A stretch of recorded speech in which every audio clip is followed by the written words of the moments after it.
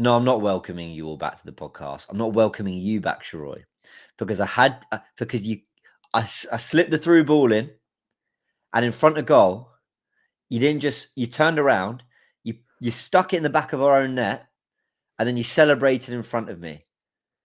You fed me to the lions on Loose Cannons. And anyone who's watching this who doesn't know, go watch the first few minutes of Loose Cannons podcast after the Chelsea game. You tore us all a new one. I can't believe friendly fire. You ruined me. You absolutely ruined me. But well played. You did it very, very well, I have to say. It was very good. One, you shouldn't have kept me waiting for that long, and you all thoroughly deserved it. I think the comments agreed that you all thoroughly deserved it. But two, you said I fed you to the lions. I mean, that's just not accurate. Big man, for that episode, I was the lion, and I ate all of you. I was raring to go. I'd be lying if I said that wasn't a pre-prepared, premeditated monologue. I sat there and I had it ready. I mean, I told you that launched on October the 15th, bro, and I appeared in December. Far too long. You're lucky. You're lucky I didn't do it on this podcast well before that. You got off easy. Before we start though, can we do a quick check? Can you just look around and make sure there's no spiders around you, mate? Because I mean, I know people say you look like Tom Holland, but you're far from Spider-Man, brother. I don't know if you saw the comments on this episode from last week, but my God. They kill me. But also, like, I didn't really, watching it back, I didn't realize how funny it was. Because, like, obviously I'm not trying to be funny. That's like me genuinely reacting to the spider. Yeah. And like there were some people who were like, for God's sakes, like, this is ruining the podcast. And other people were like, this is hilarious. Like, James has absolutely lost it. I had lost it. There's a little spider web in the corner there, but there's none that I can see, unless you've plotted with like Becky or something to have a little spider sort of dangling over. But no, not yet. But thanks for the idea. Idea. Yeah, great. I look forward to that. Well, okay, look, now we can welcome back everyone to the podcast. Yeah, this is our slot now. It's Fridays, 3 p.m. That's where you find us. We're looking ahead to the weekend. We're reflecting on the week. We'll talk a little bit about Arsenal. We've got loads to get into. In fact, I sent you the bullet points, Shiroi, just to run through them. Like, obviously, we'll do our usual stories of the week. Some have sent some really good ones. And I know a lot of people did go back to try and find the other podcast. It wasn't a ploy just to get you all to click on the other video. A lot of people did find it. I saw a comment saying, "Who's here after the Chelsea pod?" So some of you did got find quite a few likes too, didn't it? There were quite a few people who went after the Chelsea pod. These people really wanted to see that comment. Absolutely. So fair play to those who found it. I am going to read it out on this podcast. So for those who missed it, you can all have a little laugh with us. But with the caveat of, I really hope this comment's a joke, because if it's not, then this is not okay to laugh at. So let's just say that. I read it to Turkish and Jordan. I think you were there, weren't you? Yeah, after the pod. And they went, "Bro, you should have read it." And I went, "Okay, that's all I need." as long as they've said it's cool. I want to chat in more detail about the title race. I want to chat about Villa. I want to look at the teams in detail. We'll look ahead to the weekend. And also, which I didn't put in my notes, I do really think we should talk about the signing of these two Ecuadorian twins, man. Like, this wasn't unveiled by the Arsenal Academy. This was unveiled by the Arsenal first team account, the official club account, with Andrea Berta, the side of two of the most promising young, teenagers in football right now. When you add it to the plethora of young talent we've got and the work that we've been doing, bringing in, supposed Irish sensation Ozian Vuna, other work we've done. I think there's a couple others in the academy that I can't quite remember. There's work being done in that area. So then we'll talk about that in some detail. But as always, we start with the stories to pick up the energy. Look, I've just got a load of funny stories. Do you have any of a different tone that you feel should maybe come first or after? What do you think? Kind of funny, but kind of heartwarming. I'll go for this one. I'll go for this one. It's a bit of a mix. This is from English Idiot 96, who also says he likes the way the pod starts. So thank you for not being one of those people that tells us to shut up and get back to football, which is all we're good for. His story of the week is, after the Tottenham game, I was saying to my partner that this is the first time I genuinely feel like we could win trophies, and I've been supporting since 2006. I said that if we win, I don't know what I'll do. So she replies that I should propose to her. We've been together for 8 years come the end of this season, so just slightly longer than Arteta's tenure, really. I said, look, if Arsenal win, then I will propose. But she thought the season ended in December. The disappointment on her face when she found out the season ends in May. Here's to a long season for the both of us. Can you imagine getting a woman so gassed up, thinking, "Yeah, look, we're on the cusp. It's like a few weeks away, and if we're still top in a few weeks, like you can't cock up in a few weeks, surely I will marry you." And then it's like, oh no, actually we're a third of the way through the season, and this could all go tits up. And actually, we've been second for 3 years in a row, and it ends in May. So I might not even be proposed. I mean, that poor woman. I sincerely hope that we do win the league for a number of reasons, but you need to propose to her either way, and I hope you do it with a Premier League trophy. Absolutely, man. That's a great comment. I had that written down, but I'm so glad that you read that out. It was a very, very funny comment, very funny story, should I say. So fair play. Everyone, please send your stories of the week. I want to know what's happening in your lives. Let us know. I like that. So I've got a few things just very quickly. We mentioned the spider. This was from Moshud Bakare. I hope I pronounced that right. It says, James, I never comment on any video, but seeing you struggling with the spider is absolutely hilarious. Oh my God, such a brilliant man. Shit scared of a tiny spider. That's the way he put it.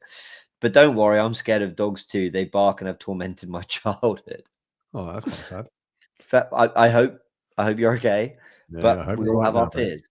So anyway, then I see this from James Justice, and this was what made me think, I've got to fill everyone in. He says, very disappointed that the comment from the other pod must have been deleted. Wasted about 10 minutes trying to find it. Well, James Justice 21, it wasn't deleted. It's there. Twerk for work. Look, I wonder whether sometimes certain apps or certain algorithms like don't feed you comment. I don't know. Like I have no idea how it works. But maybe because there were a few people who were like, I can't find this comment. And I was like, it's there, and loads of other people have found it. But that's fine. Just seen this other one. Sorry, Simon Paul. How the fuck did you survive Australia? You know, that's exactly what I thought. Yeah. When you looked at that spider and went, "Oh my God, it climbs," I was like, "Bro, have you never seen a spider before?" And imagine in Australia, bro, have you seen those videos when there's about 38 spiders in the corner of a room in Australia, and that's just like a Wednesday for them? Don't know how you did it. Australia's nuts. Okay, here's the comment. And one last time, we're assuming this isn't true, but it made me laugh. So twerk for work, 11 days ago. Says, I woke up at 6:30 a.m., made my caffeine, then iced my balls while I watched a bit of YouTube waiting for my teeth to cool down.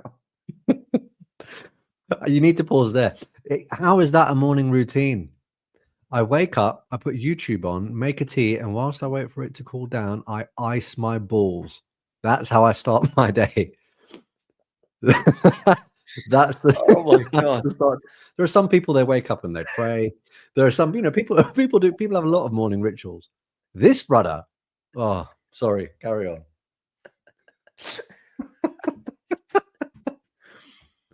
Oh. What starts a story? As I was reading it, I was like, you what? Oh. Good luck finishing it. He goes, drank my tea, had breakfast, and brushed my teeth before I left for work at 7:30 a.m. Anyway. I just love anyway. Yeah. Anyway. That's beside the point. Yeah. I smoked one, went to work. Anyway. He puts, I get on the bus, and a couple stops later, a mum and her 2 kids get on, and they're so loud and inconsiderate of other people. After a bit, I tell her if they could keep the noise down. She takes it badly and starts mouthing off. So I stood my ground and tell her to fuck off. And she mouthed off more, so I slapped her so hard and got off the bus. Cheers. And he ends it with a cheers. And bear in mind, bro, look at the chronology. He was icing his balls before 7:30 when he left, and then he got off the bus. This has all happened before 8 a.m. He's not got to work. His day's not even started properly, man. God knows what the rest of his day was like. God. So you can all understand why I didn't want to read it out, a sponsored piece of content. And you can all understand why I'm making it very clear that I'm not taking this comment seriously. Because otherwise, That's a crime, and Yeah. we're having a more serious conversation. But for a story, I assume I mean, that's what makes it better. That someone's had the imagination to conjure this up and send it off in the comments. Very funny. So there you go. You've all read it. I'm not sure it'll be to everyone's taste, if I'm honest. I'm sure some people will go, I don't think that's that funny. Yeah. And I'll say, fair enough. But it absolutely sent me.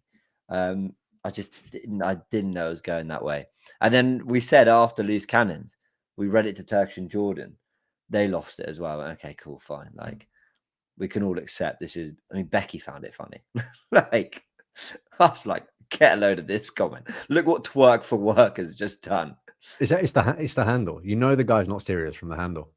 It's incredible. It's incredible. But Twerk for Work hasn't reappeared in the comments since. Twerk for Work, if you're still knocking about and you haven't been locked up because of your actions, please do let us know. And resurface in the comments. That'd be great. Oh, there we go. All right, 11 minutes in, we've got our stories done. But they were very, very funny. People, we want to know what's happening with your week. And while we're at it, I tend to give this section 15 minutes. So I might as well just quickly ask you, Shroy, if there's anything newsworthy, anything that's gone on in your life. Yeah, all right. One thing, and I hope he is watching because I know he does watch, or I hear through my brother that he does watch. Right. So I used to live with my mum, right? And whenever I had a bad day at work, I'd be like, you know what, I need a break. I'll go to Sainsbury's or whatever. And one day I was in Sainsbury's, I was disgruntled because of some nonsense that happened in one of my cases, buying a Red Bull. This guy called Paul, who works at Sainsbury's, comes up to me and goes, "Hey man, really sorry to bother you. I know you look like you're in the middle of something. Are you Shroy?" And I always forget that I do YouTube stuff every so often and someone might recognize me. Like, despite the fact that my intro on Loose Cannons distinctly lacked humility, like I still find it mad that anyone even recognized me. I was like, yeah, bro, have we met before? He goes, no. Like, I know you from, your AFTV stuff. And I was like, oh, great, cool. Anyway, so we got to chatting. Now, I don't live in that area anymore. My brother messages me the other day and goes, yo, man, Big Paul from Sainsbury's was asking about you. And he was asking, like, are you going to be on the Loose Cannons anytime soon? Because he says he watches the Goonerverse a lot and he loves the podcast and he sees the comments. So I hope you're happy that I was on there. And I just want to say, even though I haven't seen you at Sainsbury's in a while, you're on my mind, brother. Big up yourself. And I hope life's treating you well. And thank you for watching the Goonerverse and for being one of the many supporters that always surprise me with the fact that you even want to listen to me. So thank you. Love that, man. What a nice story. Man, like That's Paul. really, really sweet. Big up, Paul. I hope to meet Paul one day. Lovely bloke. Right. Lovely and proper fan as well. Lovely bloke and a proper fan. Seemed lovely guy. And excuse me for burping my way through this podcast. Bloody hell. Friday, anyway. Friday, 3 p.m. You get what you get. Yeah, this is a slapdash as it gets, people. We could easily film this in a studio. We just don't bother. I'm joking. But that is something for one day. Dare I say, I'm sort of trying to plot in the background to get us doing something in person in some way. But anyway, right, let's talk football. Where do we want to start? Like, I'm actually going to start on the Ecuadorian twins. I think this is, some will see this as whatever, like we'll celebrate it in 2 years when they're in an Arsenal shirt.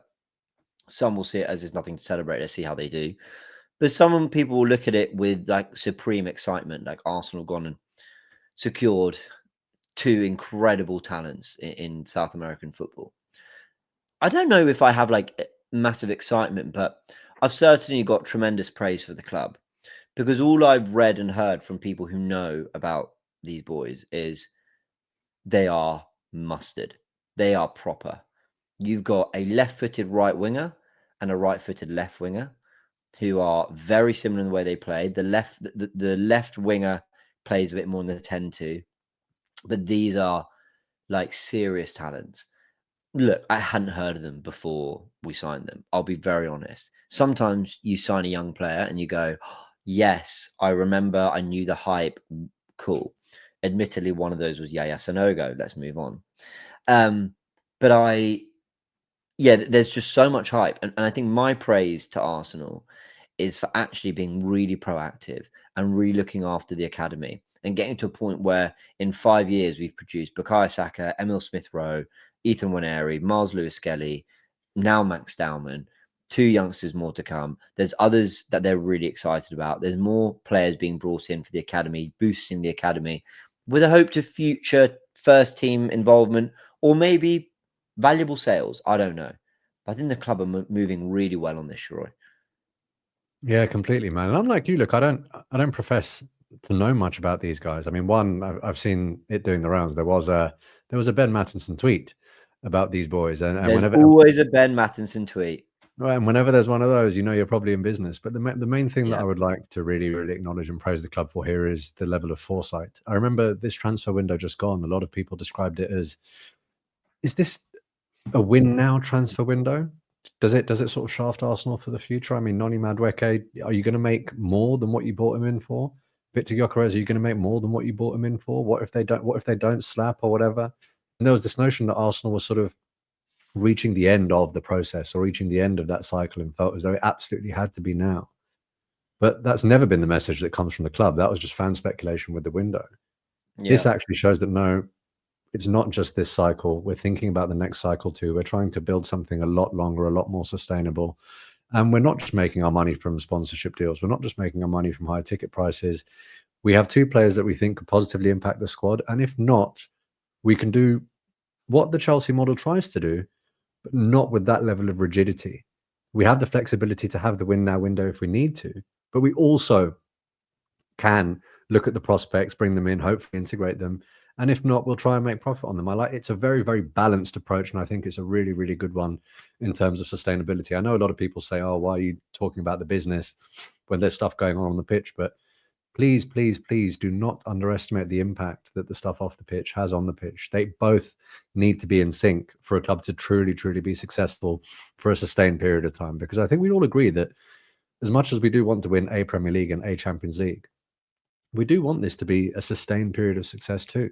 And we feel like one might bring two or three, and then you see if you can go again. And I know we're going to come on to it, but you can look at Liverpool now, for example, right?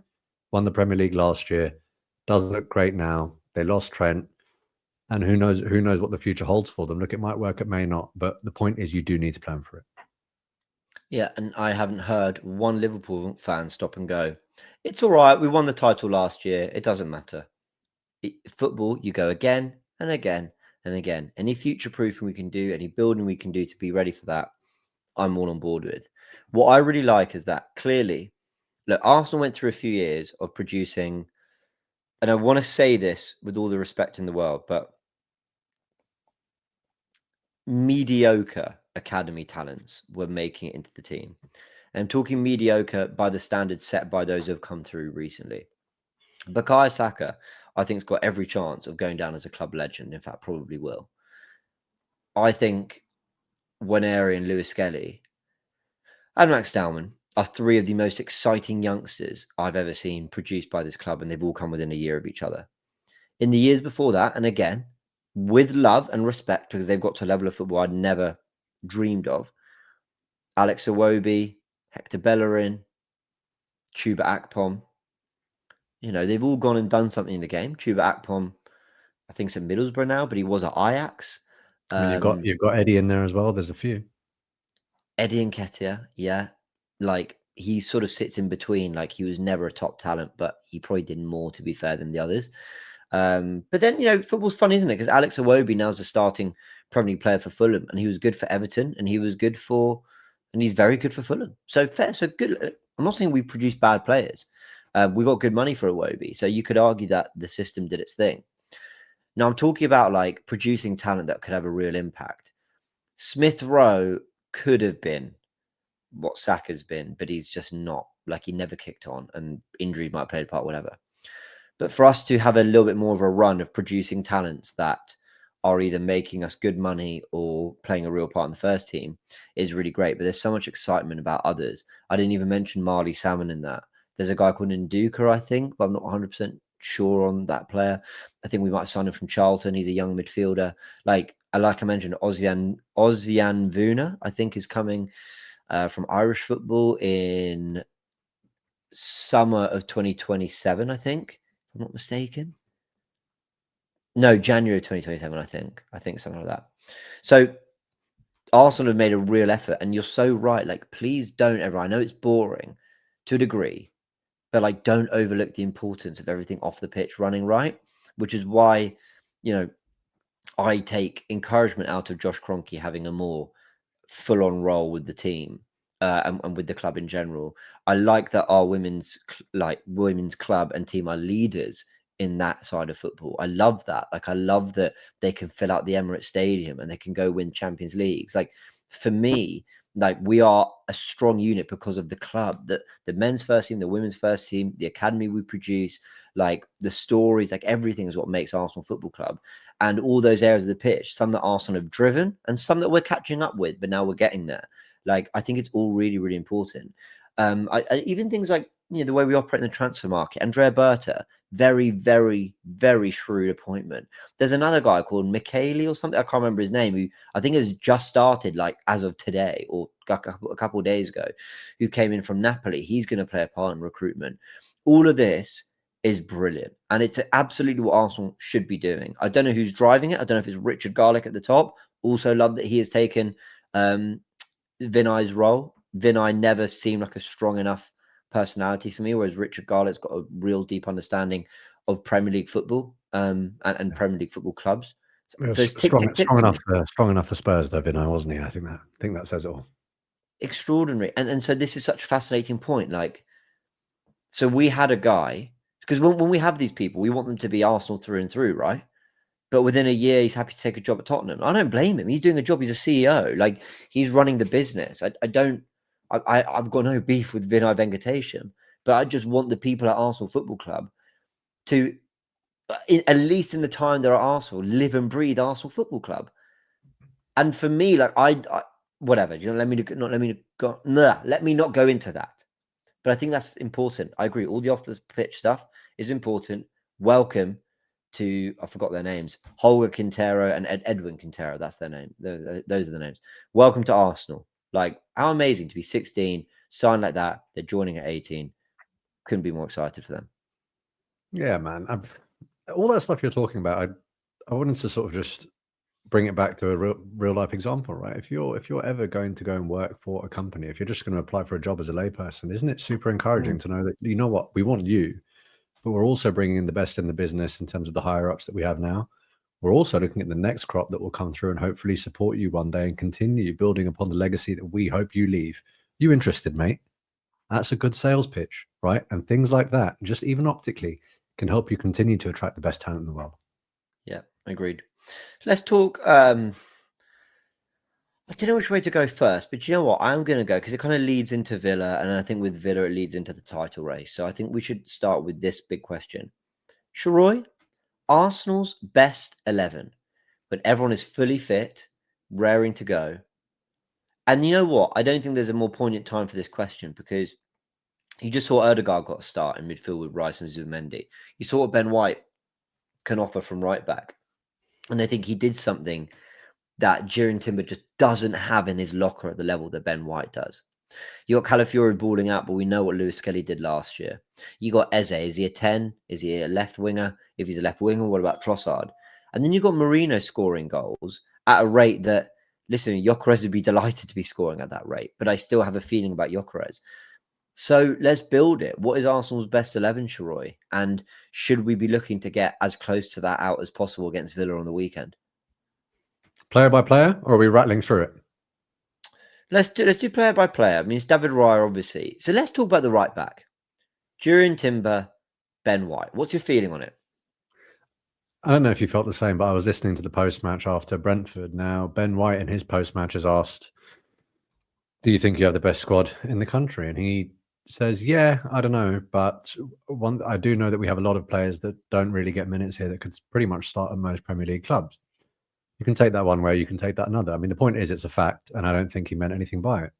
Arteta is then asked about Ben White in the post-match and is asked, there is just something about Ben White going forward, isn't there? I mean, he does something that arguably none of your other right backs do, even though Timber has been fantastic defensively. And Arteta very quickly claps back and says, yes, but a defender's job is to defend first. And if you can do that stuff going forward on top of that, then fantastic. And I'm very happy for Ben. If you're really one of those people that wants to read into these comments, you've got one player saying there are a lot of players that I think should get a lot of minutes that don't play, and you've got another one saying, well, actually, the defensive part is more important. You're a defender, you should defend. I'm a manager who's been scorned by players like Zinni in the past and showing faith in them, and that exposing frailties in our defence. So actually, I prioritise the defensive capability.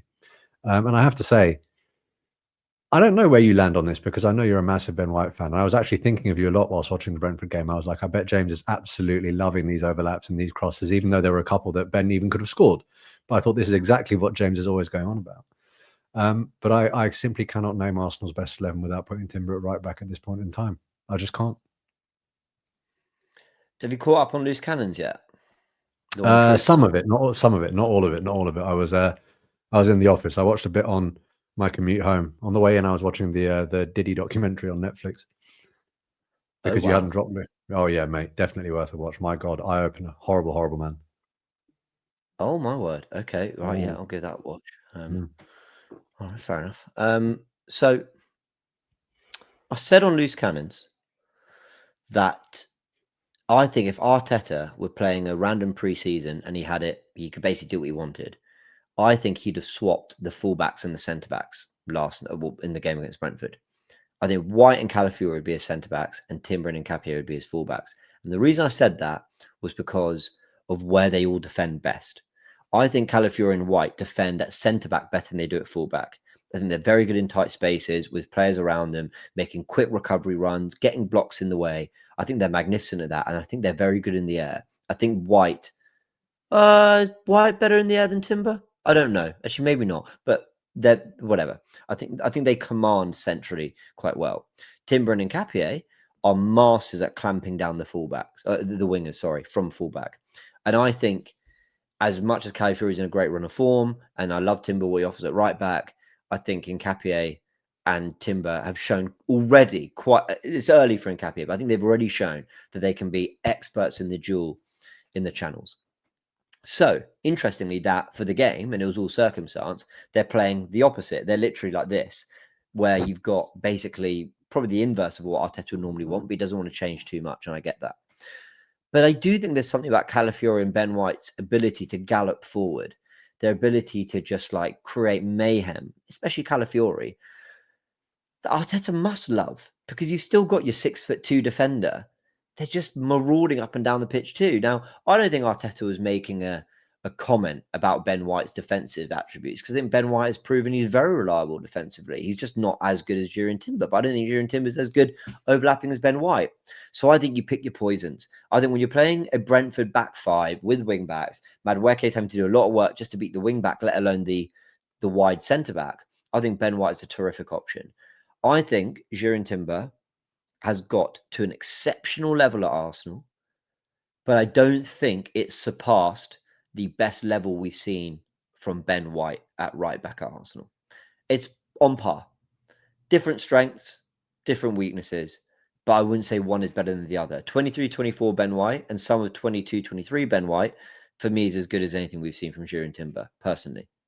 Yeah, I mean, I just can't see past the recent clean sheet run we had and the amount of games where teams simply couldn't get a shot off against us, and the amount of times I saw Jurrien Timber being so strong in those duels and actually winning the ball back very, very high up the pitch in consequence, and feeding in a player like Saka to result in a goal. So I do think that even though he may not impact the attack in as obvious a way as Ben White, I still think he does. And I also say best 11 because, look, as much as I grew up an Arsenal fan that did love the Wenger ball and placed great emphasis on that, and that Prime Barca team is one of my favourite teams. That Prime City team is one of my favourite teams, don't get me wrong. I really have learned to love the art of defending and the art of being difficult to beat as a result of supporting Mikel Arteta's Arsenal. And it's for that reason and that reason alone that when you say pick your poisons, when it comes to my defenders, I think I now fall in Arteta's school of thought, and my poison is be solid. Yeah. If you told me there's a Champions League final tomorrow, both Ben White and Jurrien Timber have 40 games under their belt this season, they're both in their best form of their lives, you don't know the opposition, pick one. It's Jurrien Timber. So I do agree that I think he's the best right back at the club. I think he's one of the best right backs in the world. I'm just saying, Ben White's not just you know what, you can play Ben White sometimes because he's really good on the overlap. I think there's so much to his game. I think we go back to front better with him. I think his distribution, long, short, short, medium, and long passing range is actually significantly better than Timber's. I think as an overlapping runner, he's better. I think he gets in the pocket and supports the fullback and finds passes. Sorry, and supports the winger and finds passes for the winger, not just to him receiving. I think it's quite a bit that Ben White does better. But then I could list so many things that Timber does better than White. I just think it's a great problem. Yeah, I was going to say it's a good thing to have both, isn't it? Because if Well, you need go a on. fullback to go and unlock a game, you've got the option in Ben White. If you need a fullback to solidify it because someone's a particularly problematic winger or whatever, you've got that option too. Fantastic. Well, Ben White came in at centre back against Liverpool last season. We had a bit of an injury crisis, and he was brilliant at centre back. And I think his first season for us when he was a centre back was very underrated. This weekend against Villa, if Saliba's not 100% fit, we'll just see Mosquera go off. I hope they flip it, and I hope Ben White goes centre back, and we keep Timber playing right back where he's played most of the season. That's what I'd like to see, because I think Ben White is still a terrific option, and he's got something with Saka, whether it's from centre back or right back. He just has an understanding of how to get more out of him in that position. Yeah. There was something about seeing Saka, White, and Odegaard on the pitch again that made me go, "Damn, it's been a while. Yeah, Damn, it's been yeah, a while." yeah. Agreed. Yeah, I don't know. I don't know what he does against Villa. Partly because obviously before we play them, Ollie Watkins starts scoring again. And I think in terms of one-on-one and just marking a man out of the game, I think he'd probably trust Timber a bit more. So I think he probably plays Timber at centre-back again if Mosquera and Saliba aren't fit. Maybe. Yeah, Let's that's see. probably right. Let's see. Well, But we'll look, see. it's We'll get think about the amount of injuries we have and the fact that we're still discussing positional options, man. I mean, yeah. wow. Speaks to the depth, doesn't it? None of this fake Chelsea depth. Like none of this fake, this is depth. Now I've said that we'll lose to Villa, which is just typical, but here we go. And it'll be because of one of those two players. Watch. Of course. So we're going to talk about the title race. We're going to talk about Villa in a sec. But the rest of the position I want to talk about are 10 left wing and striker. So 10, Erdegaard and Eze. Similar question. Both at their best. Who's in that position? I'll allow you to talk about the left winger too, because Martinelli, Trossard, and Eze are and Madueke are all options. Or do you put Saka on the left, have Madueke on the right? That was a conversation that Arsenal fans would have found very, very uncomfortable not long ago. But now Madueke is doing something on the right, and Saka proves very efficient wherever you put him on the pitch. So, what do you think? Fully fit at their best was the question, yeah? Mm-hmm. At his best, Martin Odegaard plays in the 10 for me. I agree. At his best, Martin Odegaard plays in that 10 for a number of reasons. I mean, one, he really is. You speak to all of the players, not just in terms of him leading by example, whether he's fit or not, him being a model professional, commanding the respect of the team, but they talk about his intelligence. I think you could see it last night as well, the fact that he really is everywhere. He can pick up the ball from deep if the game requires it. But at his best, he does have that vision. At his best, he can shoot. At his best, he keeps the attack ticking and sets the tempo in a way that I don't think anyone in our team does. And I do think that he's far more comfortable than Eze picking up the ball on the half turn, the halfway line in crowded spaces and then finding that space. I'm not entirely sure that Eze's as well versed in that. Having said that, I do think, again, at their best, I want Eze on the pitch, which is why I'd put him on the left. And that's no disservice to Martinelli. That's no disservice to Trossard. I just think that given that you haven't given me a particular opponent, I'm thinking about who could be the most effective against a range of opponents. And I can't think of many defenses or defensive setups in the world where I would say he's not going to have luck there. Whereas I can think of a defensive setup where I would go, I don't think Martinelli's going to have luck in that situation. I don't think he's going to have much joy. I can probably say the same for Trossard at times as well. If you're with a really pacey winger who gets very, very tight and doesn't give you any space whatsoever, I know he's got a bit of trickery, but I think Eze at his best just surpasses him there. So that's my combination for those reasons. And I know I answered that quickly, but please, for anyone listening, don't think that was easy. Like whilst I was answering it, I was second guessing myself, and I was saying, "Oh yeah, but Trossard has clutch moments too." And do you have the counter-attacking prowess without Martinelli and all of that? But I just think, given that, as I said, there's not a specific opponent, those are my two. Where are you with it? When you listen to Clive Palmer speak, you just learn something all the time. Yeah. And I was lucky enough to be on Inside Gooners with him on Talk Sport. And he was talking about the team playing in pairs. And he said, there are players are playing together and understanding each other. And I think this season we've seen evidence of an Ødegaard-Gyökeres partnership. We haven't seen much of it, but the very little we've seen, there is something there in terms of a building understanding, a player in Gyökeres who can feed off the strengths of an Ødegaard. But I think there's a Merino-Eze partnership. And I think Havertz and Eze will have something, because Eze's more of a final third player. Therefore, a midfielder converted striker who drops into those spaces too, I think gets the best out of Eze at times. Whereas Ødegaard, let me put it this way. If you start Eze and Merino, they're like this. But I think if you start Ødegaard and Gyökeres, they're very much like this, with Gyökeres buzzing and Ødegaard buzzing. And that's how I see the differences in pairs. Now, for me, Arsenal's best team, not just because of the players individually in these positions, but because of the combinations, is Eze on the left with Calafiori marauding up and down, Ødegaard in the 10, so that Rice can run beyond and he can drop and build up with Zubimendi, but also Gyökeres is making runs off the kind of passes Ødegaard, Asaka, and Eze can make. For me, perfect blend and balance in this team. That is the one I want to see. But it does bring up the question about Merino. Is he our best striker? Is he our best finisher?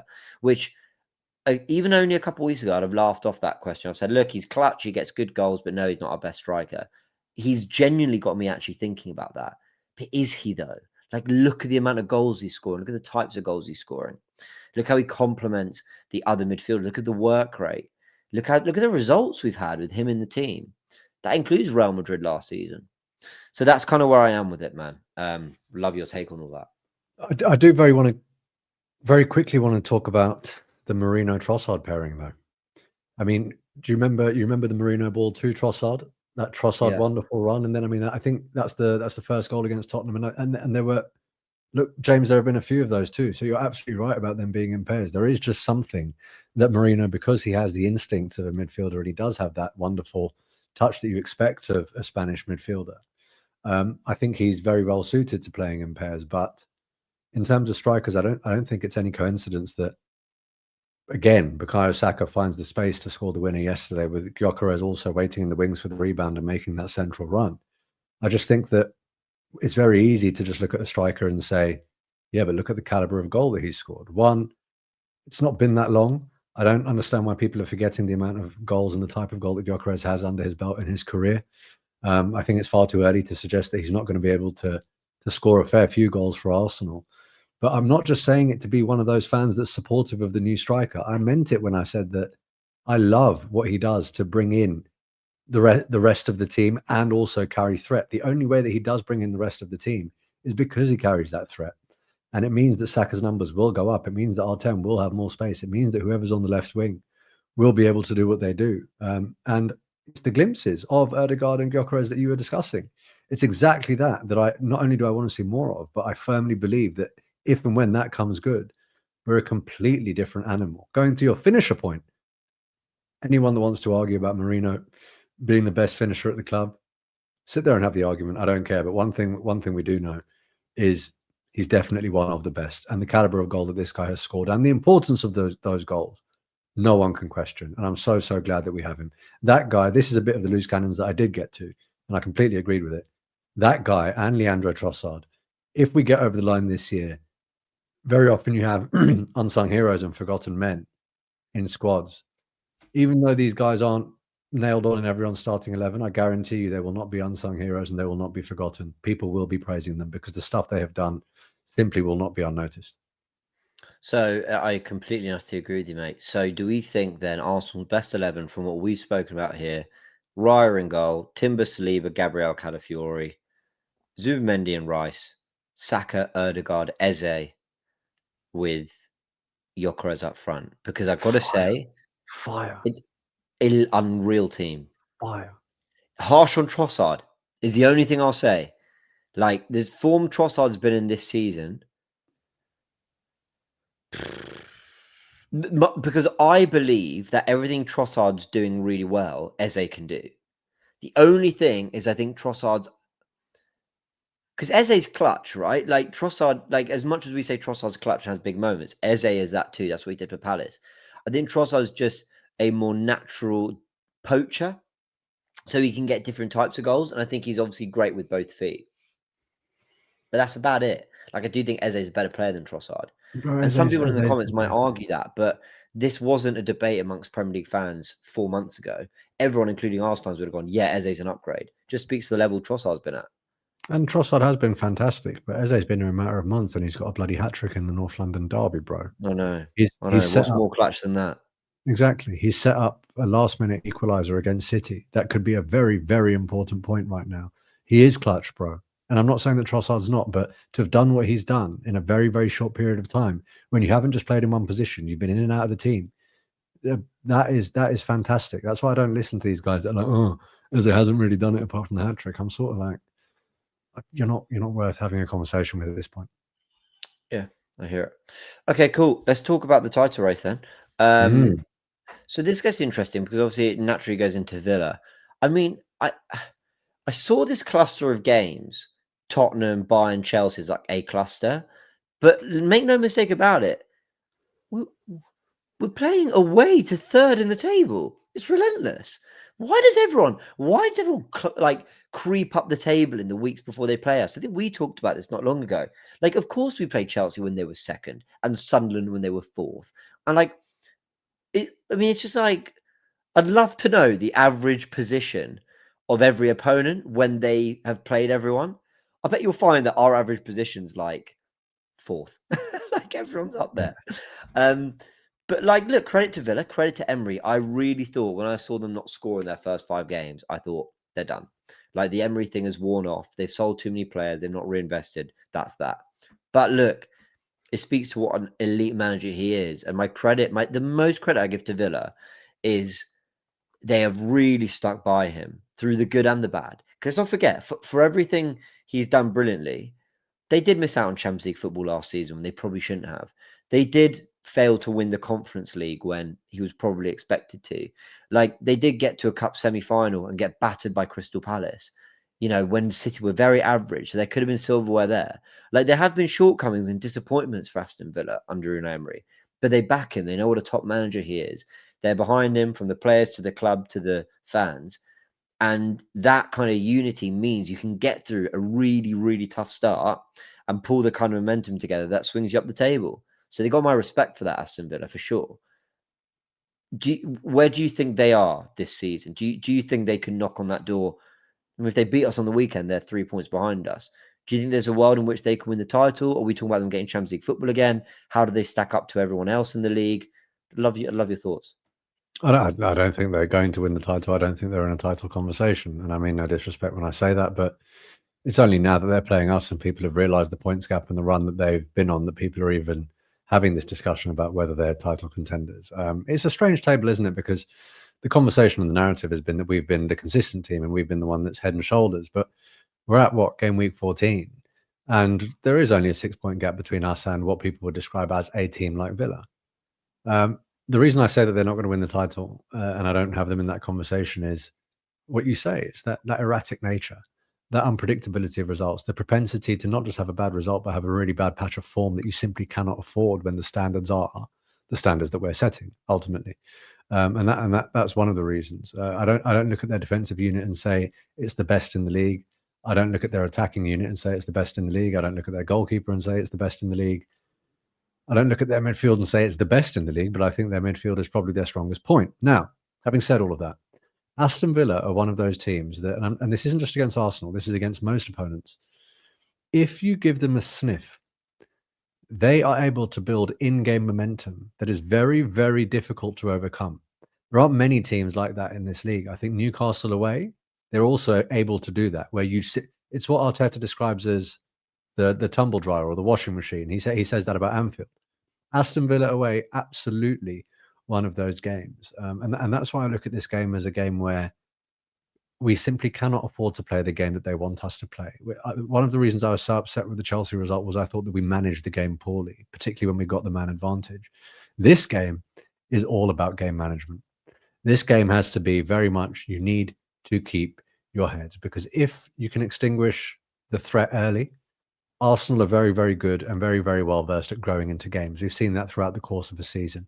Very often we get one in the first, one in the second, and we might have been able to get one in between. Even if we haven't started that well, we grow into games very, very well, and we choke teams out and we tire them out, and we kill their spirit. I think that's what we have to do. If they get a goal early and we start panicking, that one could bring two, that two could bring three, because on their day, they're very, very difficult to beat. And I mean that centrally. As I said, Ollie Watkins has started scoring again. He scored a fantastic goal yesterday as well. You look at that midfield, you look at players like Onana, you look at Morgan Rogers, who also occupies central positions, even though he roams through the middle. Unfortunately, where we've lost our two best defenders, through the middle, that's where they carry threat. And that's why this I mean, I don't really want to call it a makeshift back four, even though it is a makeshift back four, because these players are very, very good. This second choice back four, they need to show their worth this weekend. Yeah. Villa have a very physical midfield. And on loose cannons, I was a bit torn about what to do about that. Do you try and match it? But I think you need Ødegaard in there to ensure you get hold of the ball and basically just have them running around you, keeping the ball essentially. Zubimendi and Ødegaard together could be key to just settling this game down and getting us playing. Declan Rice is going to have to do a big job in there, and Zubimendi is better in the duel than we expected. Look, we've come up against physical midfields. Liverpool, Chelsea's midfield was very physical. And actually, I did a rewatch on that, and I said on the rewatch that first half was a lot better than we thought it was. Or actually, let me not put it that way. It wasn't as good from Chelsea as everyone made out it was. And that actually speaks to Arsenal dealing with it quite well. So I think we're going to have to deal with the physicality from Villa. 12:30 kickoff, first thing in the morning. Basically, I'm glad it's not like a 5:30 evening game. I don't know if that makes much of a difference, but sometimes it can. The sun goes down, the lights come out, and it just adds like another layer. And I don't mean this arrogantly. I don't mean to be kind of. I really don't. I'm not trying to sound bigger than we are, but I think we are most teams' biggest game right now because we're top of the table, because we've only lost once to Liverpool, because of some of the results we put in. So I expect Villa to come with immense energy, knowing a win closes the gap to 3 points. That's a big opportunity for them. And we do that knowing that City then hosts Leeds. So if we don't win, there's a pressure to go and there's a pressure there because what's the gap on City? 5. So basically, if we draw, it's 6, and if they win, it can close to 3. That's a 2-game swing if you give us the benefit of goal difference, which I'm not sure we have. So yeah, it's one of those, man. Like it is pretty big this weekend. I know it sounds weird because you look at they're not big 6 fixtures, but this weekend does feel big, man. Like we play first. If we go and win away against Villa, I honestly, I don't know if football works like this. Professionals might laugh at me, even the people in the comments might laugh at me, but I think our result really does bear upon the version of Manchester City that you see on that pitch. I think that if we win, I don't know why, I just feel like City drop points. Whereas if we don't, I feel like City go out there and go, they've slipped. Now watch. Their fans describe them as that shark for a reason. They're the type of team that I think is better when they smell blood. And I don't want to give them that sniff. And that's why it feels big. I think Liverpool also host. Who are they playing? They've got a game that I think is quite difficult. Sorry, so I think I got it wrong when I said it a few minutes ago. So Liverpool go to Leeds and City host Sunderland. And Sunderland are a worthy adversary, my friend. They've taken a point of us and they've taken a point off Liverpool too, and they could have won that game. No, West Ham equalised. Oh, United. So I've just checked now.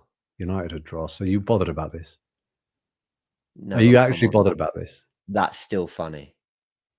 I mean, I had it on when I was having my dinner before this even started, and I felt Bowen should have scored even before United went 1-0 up. That pack in the middle, or not even in the middle, from like 4th down to whatever, like 14th, is insanely tight, and no one is taking that. No one's grabbing it by the scruff of the neck. Ruben Amorim. No, because if they'd won that, they'd held on to it, they'd be 5th. 1 point off Chelsea. Sorry, level on points. Sorry, they'd be 5th, level on points with Chelsea. Yeah. I don't know. I don't know why you look so surprised. I'm not surprised. I just think like that is shocking. Not for me. Not for me. No, but like shocking, like as in unacceptable. Oh yeah, but my God, there's been a lot about this United team that's been unacceptable. There's been a lot. To the Yeah. extent that I don't even get happy about it anymore. I hate them. Don't get me wrong. I used to love it, but now I'm just like, it's just what they do. They've lost as many games as Man City this season, Man United. That's crazy. I mean, they've conceded 21 goals. That is the most in the top 12. Joint with Liverpool. Oh my word. Brentford have conceded one more goal than them. Fulham, Forest, and Brentford have only conceded one more goal than United and Liverpool. This is the craziest Premier League table I've ever seen. The Well, fact that Fulham just held basically 5. That skews it. The Fulham result that we just saw skews it a bit. They just held 5. mad. You're right. Yeah. You're absolutely right. That does skew it. So Chelsea in fourth on 24 points. Yeah, they are what? So Palace, Sunderland on 23, Tottenham, and Newcastle and Brentford and Oh my word, Bournemouth in 14th are 5 points off Chelsea in fourth. That's what I 5. mean. So 2-point swing. I feel like I Liverpool. correct me if I'm wrong. I feel like I just said 4th till 14th. That pack is mad, right? I think that's what I was talking about. That pack. I think those I were the think you numbers. did, but I got distracted looking at the Man United result, and it just Yeah, blew yeah, my yeah. mind. That pack is Sorry. nuts.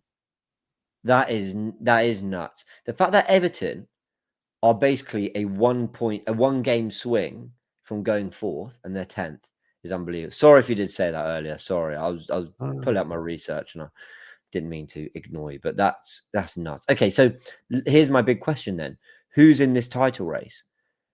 Arsenal on 33 points, City on 28, Villa on 27. We're not just saying straight shootout between Arsenal and City, are we? Like Villa, considering they just host us, are in that conversation. But I have to say, I did it with Liverpool. I did it with Liverpool when they were 8 behind. I'm doing it with Chelsea, who are 9 behind. Chelsea are out of it. I never really thought of them in it, even when they drew with us. But I thought if they beat us with the results they'd had at home, there'd be some momentum and they were definitely part of the conversation. But they had to beat us. That's why on Loose Cannons, on the Goonerverse, on wherever I could speak about this game, I said, stop being so critical about Arsenal. It was Chelsea who needed to win. 10v11, I don't care. Chelsea needed to win that game and they failed to do so. Why are they not holding more heat for this? It was a really, really poor result in the grand scheme of what was possible before the Caicedo red card, before they started rushing into all our players, trying to make this, a wrestling match rather than a football match. I'm ruling them out of it personally. 9 points. Like, I would have done this with Arsenal. I did this with Arsenal when we were 7 behind Liverpool. I'm doing it with Chelsea, who are 9 behind us. And forget 9 behind us. They're even 4 behind City. I'm not sure they're catching that. I know there's a long way to go, but I'm not sure they're going to do that. What do you think? The table analysis is one thing, bro. But analyzing the table this early in December, I don't think takes us very far. When I talk about this title race, I talk about first, I look at what we're doing. I look at the level at which we're operating with the adversity that we faced, what we've got coming back, and the tough fixtures that we've got out of the way. That gives me a clear indication of what a team will need to do to at least catch us. And that's why I'm now ruling out teams like Chelsea. That's why I don't put Villa in there. That's why I simply cannot put Liverpool in there right now, because of the fact that I don't think they'll be able to do what they need to do with the consistency that they will need to do it with to be able to catch us. I cannot say the same about Manchester City, because Manchester I agree. City, even though they look shaky at the moment, even though they're conceding a lot of goals, one, I've seen them do it before. Two, what I was saying about over-reliance on Haaland, well, Doku started stepping up. Phil Foden started looking a bit frightening again.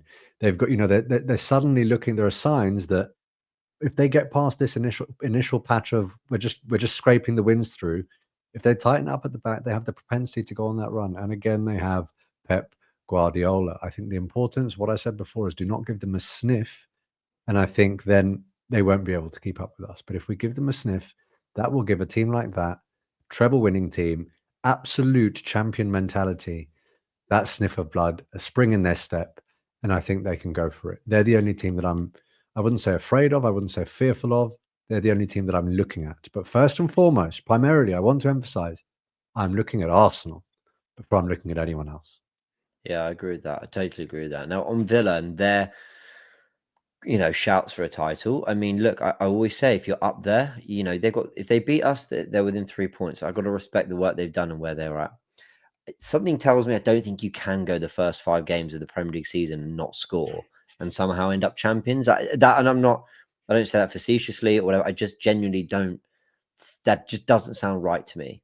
And by the way, whether Villa fans are saying they're in it or not, I have no idea. I'm just answering the question because that's where they are on the table.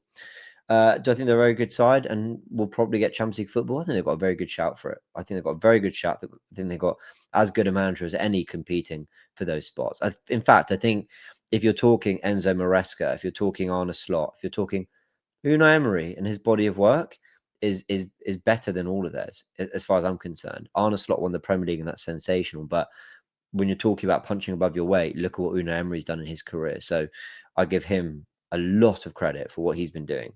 Now, the only thing that gives me what gives me hope going into this weekend is I know the level we can play at and I know the expectations I have for my team. But I will say this one thing, right? Rather than looking back at the results they've just had and the wins they've had, because they're on a terrific run, let me tell you what they've got coming up to give you an insight into actually how the fixtures might have lent towards them a little bit. They've got Arsenal at home, followed by West Ham away, followed by Man United at home, followed by Chelsea away, followed by Arsenal away, followed by Forest at home, followed by Palace away, followed by Everton at home, followed by Newcastle away. Like, that takes them to the 25th of Jan. That's all in a month and a half, basically 2 months.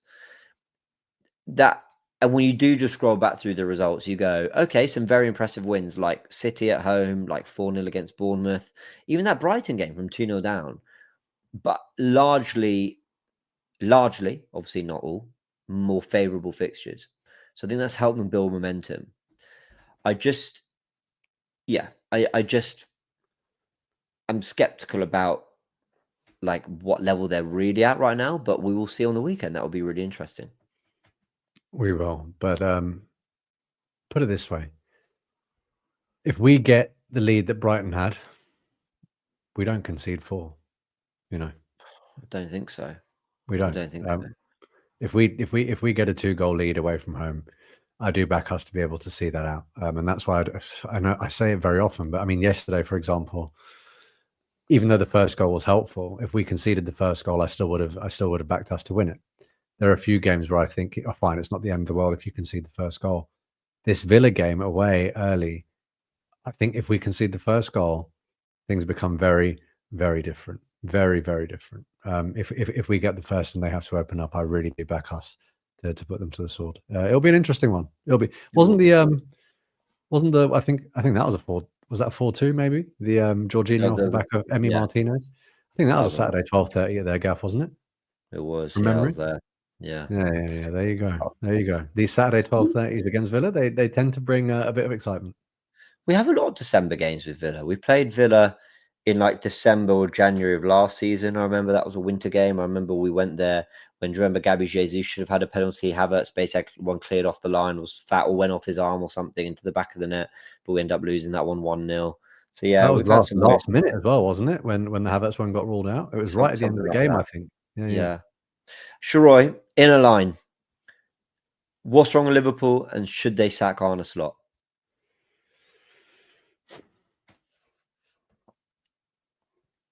In a line, I'll probably do it in a word. It's psychology. It's psychology. There's far too much quality on that pitch for me to be able to explain the way in which that many players are performing without looking at what's up there. That's what I would say. Should they sack Arne Slot?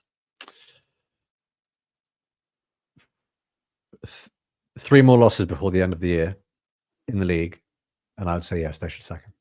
That's a lot. I know, but I give a manager a lot of grace if he's just won a Premier League. In a line, I think they should sack Arne Slot.